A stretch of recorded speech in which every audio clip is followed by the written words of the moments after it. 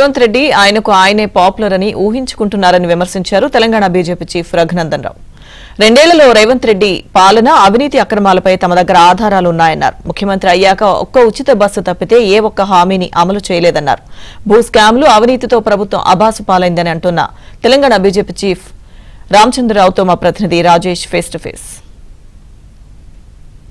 కాంగ్రెస్ ప్రభుత్వ విధానాలపై భారతీయ జనతా పార్టీ ఆందోళనకు రెడీ అవుతుంది. ఈ నెల 7వ తేదీన ఇందిరా పార్క్ వద్ద భారీ ఎత్తున ఆందోళన చేపట్టాలని చెప్పి నిర్ణయించింది. దీనికి సంబంధించి మనతో పాటు మాట్లాడడానికి భారతీయ జనతా పార్టీ రాష్ట్ర అధ్యక్షులు రామచంద్రరావు గారు ఉన్నారు. సార్ చెప్పండి, ఈ నెల 7వ తేదీన బీజేపీ ఆధ్వర్యంలో పెద్ద ఎత్తున ఇందిరా పార్క్ వద్ద ధర్నా చేపట్టబోతున్నారు. అసలు డిమాండ్స్ ఏంది, ప్రభుత్వం మీద ఎట్లా ఒత్తిడి తీసుకురాబోతున్నారు? డిమాండ్స్ అనేది ఈరోజు అందరి ఈ యొక్క తెలంగాణ అంతా కూడా డిమాండ్ చేస్తూ ఉంది.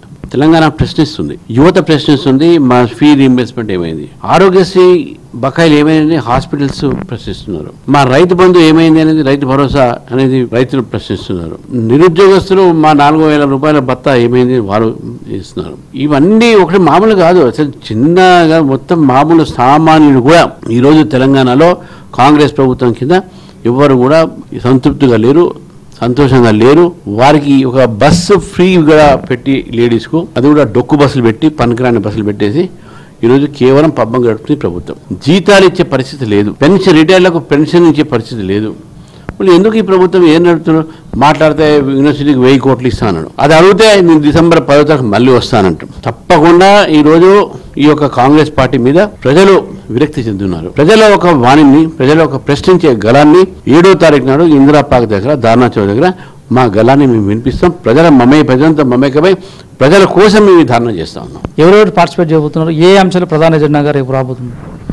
మా ఎంపీలు, ఎమ్మెల్యేలు, ఎమ్మెల్సీలు అందరూ కూడా ఆహ్వానించడం జరిగింది. చాలా మంది ఎంపీలు, ఎమ్మెల్యేలు వాళ్ళ గ్రామీణ ప్రాంతాల్లో సర్పంచ్ ఎలక్షన్స్ ఉన్నాయి కాబట్టి వారి స్థానంలో కూడా జిల్లాలో వాళ్ళ ప్లేస్లో 17 తర్వాత వాళ్ళకి చేస్తారు. ఇది 8 జిల్లాలకు సంబంధించినటువంటి హైదరాబాద్లో ఉన్నటువంటిగా మాకు ఉన్న సంస్థాగతమైనటువంటి 8 జిల్లాలు, అంటే జిహెచ్ఎంసీ ఓవరాల్ లోపల వచ్చేటటువంటి ఏదైతే వీరు విస్తరణ చేసే ప్రయత్నం చేస్తున్నారో ఆ ప్రాంతాలన్నీ కూడా ఇక్కడ వస్తాయి. ఆ ప్రాంతాల వరకే ఈ ధారణ.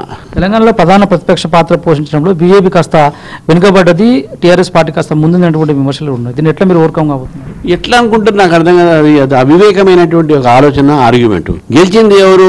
2 ఎమ్మెల్సీలు బీజేపీ, ఓడిపోయింది జూబ్లీ ఎవరు ఉన్న సీటు ఓడిపోయింది. ఎట్లయితే అది? మేము వాళ్ళ సీటు మేము గెలిచినాం, కాంగ్రెస్ సీటు మేము గెలిచినాం, వాళ్ళ బీఆర్ఎస్ వాళ్ళ సిట్టింగ్ సీటు ఓడిపోయింది. దాంట్లో వాళ్ళు ప్రతిపక్షం ఉంటారు. వాళ్ళు నార్త్ ఇండియాలో నన్ను ఫేమస్ చేయబోతుంది బీజేపీ పార్టీ, అందుకు బీజేపీకి కృతజ్ఞతలు చెప్తున్నట్టు సెటరికల్గా మాట్లాడారు. తెలంగాణలో బీజేపీ పార్టీకి అనుకున్నంత గ్రాప్ లేదు, ప్రజల్లో వాళ్ళు వెళ్ళలేకపోతున్నారు, దానికి కాంగ్రెస్ అల్టిమేటం అన్నట్లు కొన్ని కామెంట్ చేస్తారు. దాన్ని ఎట్లా? మేము ప్రజల్లో పోతున్నాం కాబట్టి భయపడి మా ధారణ మీద వాళ్ళు మాట్లాడుతున్నారు, వాళ్ళు భయపడి మా మీద మాట్లాడుతున్నారు, భయపడి మా నాయకుల మీద మాట్లాడుతున్నారు. సరే మీరు లేనప్పుడు ఎందుకు మాట్లాడుతున్నారు? మా మీద మాట్లాడకండి.